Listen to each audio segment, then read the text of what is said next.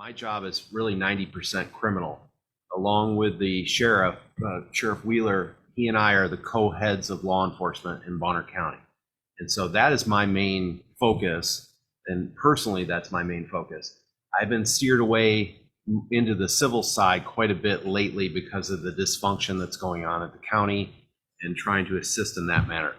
But the two different functions of the prosecuting attorney, criminal and civil, are very different. Criminal, the buck essentially stops with me. I'm it. I make the decisions, obviously with the help of law enforcement, but the buck stops there. In the civil world, I do not make decisions. We act as lawyers. And so we have all the functions of a lawyer that goes along with it, including privilege to our clients and a duty to our clients. And so that doesn't mean we always agree with the commissioners, let's say, or the other elected officials. We don't. But we are not going to come out publicly and say that we disagree with them, because that would be inappropriate, and it's not the function of a lawyer to do so. I think the other part that people don't, that's hard sometimes to understand, is that, for example, there was a question that came up over, are we following the rules in terms of how we do the meeting, or how this 9 a.m. was changed? He can say, sure, that didn't follow it, but sometimes the question is, well, what can we do about it? And so I can go to Lewis and say, what can I do about the fact that they changed something without being on the agenda? And what's your answer? Nothing. And that's what it, and it isn't because his office is ineffective, it's that's not their function. Okay. In addressing the comments that you're making there, can you address the code of ethics that commissioners are supposed to follow, and what happens if they don't? Sherry, that's a good question. So we have the Bonner County Personnel Policy. The Bonner County Personnel Policy applies to employees of Bonner County. The 9 elected officials are not employees under Idaho law.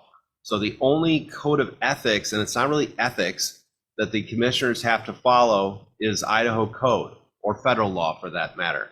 So there isn't any. I am the only elected official that does, in the sense that I have bar rules with the Idaho State Bar, that I do have to follow those, Idaho Rules of Professional Conduct. So I'm the only one who has to, but at the county level, at Bonner County level, none of us do. And so that's an excellent question, and it's a difficult one. We can agree, I guess, but that's all it is just a promise from us that we would adhere to some code of conduct or code of ethics. It is not a legal requirement. Even in how they treat my commissioner and shutting her off of her vote. I mean, she's the commissioner over my district, and they did not allow her a vote on multiple occasions. That sounds to me like it's not exactly either legal or ethical. Sherry, we're at that issue right now. I do, as a preliminary matter, without really giving a legal opinion at this point, I share your concern that all elected officials should be allowed to speak, and in part not only speak, but be allowed to vote.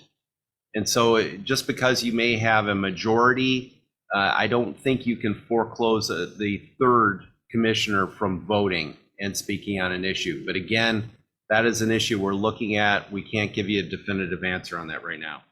Really, the supervisor of the elected official is the people. And you guys are the ones that are supposed to check local government. And so you would need a history of this happening. And from what I actually had the same question at the Idaho Association of Counties, and this is new to have something like this happen. And so you don't have a case before to say this is the comparison.